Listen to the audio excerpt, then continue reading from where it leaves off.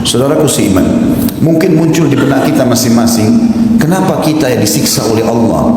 Bukankah kita umat Islam? Kenapa Aceh yang kena tsunami? Mayoritasnya Muslim. Kenapa Indonesia yang kena bencana? Mayoritasnya Muslim. Apa masalahnya? Maka jawabannya renungi hadis-hadis ini teman-teman. Allah subhanahu wa ta'ala akan menghukum pelanggar-pelanggar tanpa melihat dia Muslim atau dia kafir. Justru kalau anda Muslim, anda sudah faham Al-Quran dan Sunnah, mana halal, mana haram, mana yang diperintahkan, mana yang dilarang, azab lebih dekat pada kita. Dengarkan hadis Nabi SAW, bagaimana Nabi menyampaikan kalau memang dari umat ini akan terjadi penyiksaan, justru karena pelanggaran mereka. Hadis yang pertama teman-teman sekalian, kata baginda Nabi SAW, tamsahu ta'ifatun min ummati, nanti akan datang umatku dikutuk oleh Allah. Kiradatan wa ta'ifatan khanazir, dikutuk, diubah wujudnya menjadi monyet ataupun jadi kerang. Wa yukhsafu bi ta'ifah, ada juga di antara umatku, bukan orang kafir, umatku akan ditenggelamkan ke dalam bumi. Wa yursal ala ta'ifatin ar-rihul akim, dan ada di antara mereka yang dihantam dengan badai-badai yang besar. Kenapa sebabnya? Kenapa umat Islam? Lalu kata Nabi SAW, bi annahum syaribul khamr. Permasalahan pertama mereka adalah mereka rame-rame mengkonsumsi khamr. Khamr teman-teman bukan cuma minuman beralkohol. Semua yang bisa memindahkan akal manusia dari normalnya namanya khamr.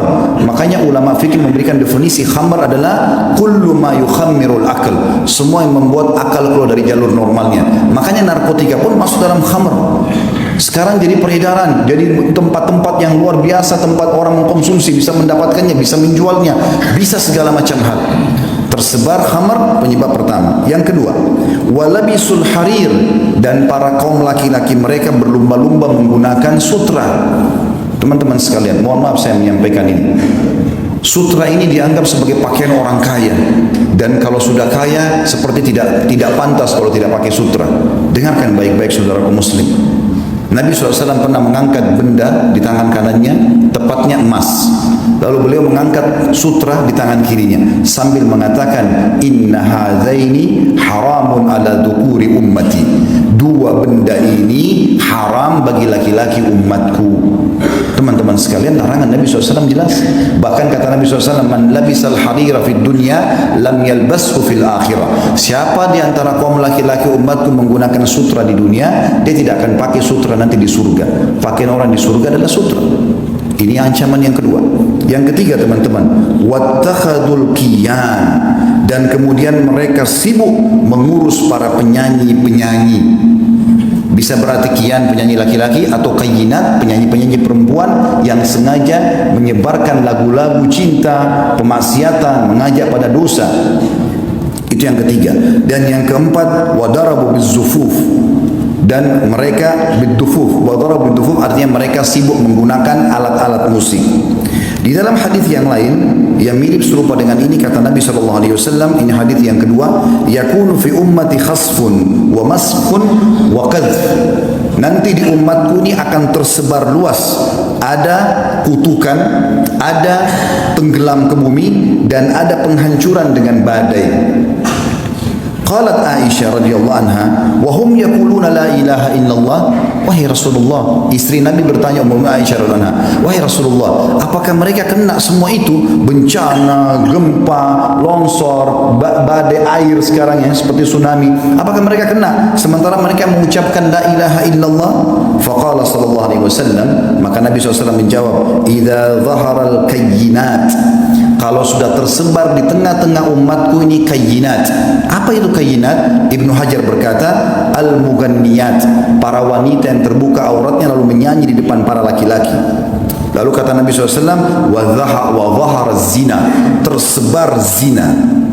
Dan zina ini teman-teman Allah bilang dalam ayat yang lain, wala taqrabuz zina, jangan dekatin zina. Dan zina sekarang diubah namanya. Sekarang kita namakan hiburan. Orang ke diskotik, gelap-gelap, maka khamar sangat dekat dengan itu, dan khamar sangat dekat dengan perzinahan. Lalu dibahasakan dengan hiburan. Di sini sudah disebutkan oleh Nabi SAW 1400 tahun yang lalu penyebabnya. Kemudian selanjutnya dikatakan wasyuribatil khamr, dan diminumlah khamr-khamr, walubisal harir, dan kemudian dipakailah sutra-sutra. Kata Nabi SAW, kana dzak inda dzak. Kalau itu terjadi, pasti terjadi juga pada umatku. Yang ketiga teman-teman, kata Nabi SAW, idza amilat ummati 15 khaslah, kalau umatku sudah melakukan 15 perkara, halla bihim al-bala, pasti nanti akan merata bala atau cobaan dan bencana pada mereka. Qila ya Rasulullah, wa ma hunna? Para sahabat mengatakan, ya utusan Allah, apa 15 perkara itu? Kata Nabi SAW, idza kana al-magnama dula. Kasus pertama itu adalah kalau pendapatan negara sudah disalahgunakan.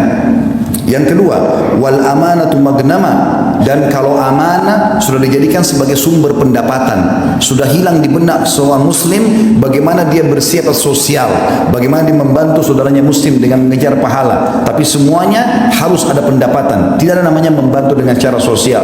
Amanah sudah dijadikan sebagai pendapatan. Selanjutnya, waz zakatu magrama, zakat dijadikan sebagai sumber hutang. Jadi akhirnya zakat yang diberikan kepada orang-orang tertentu malah dijadikan utang oleh orang-orang kaya. Selanjutnya, wa ata'ar rajul zaujatah, dan suami-suami sudah mulai tunduk dengan para istri-istri mereka, walaupun itu haram tetap dia patuhi istrinya sementara Allah mengharamkannya. Wa akka ummah, sampai pada tingkat dia durhaka dengan ibunya. Wa barra sadiqahu, dan juga pada saat itu terjadilah orang-orang sangat setia dengan teman-temannya atau sahabatnya. Wa jafa abah, dan dia cuekin ayahnya. Wartafa'atil aswat fil masajid, mulailah masjid digunakan untuk mengangkat suara-suara selain ibadah kepada Allah. Wa kana zaimul qaum ardzaluhum, juga masuk dalamnya adalah kalau satu kaum sudah dipimpin oleh orang yang terbodoh di antara mereka. Wa akramur rajuli makhafata syarrah, dan muncullah orang-orang yang dihormati justru karena ketakutan saja, bukan karena kualitasnya. Jadi secara kualitas sudah hilang, ini hanya karena ketakutan masyarakat, maka terjadilah kepatuhan.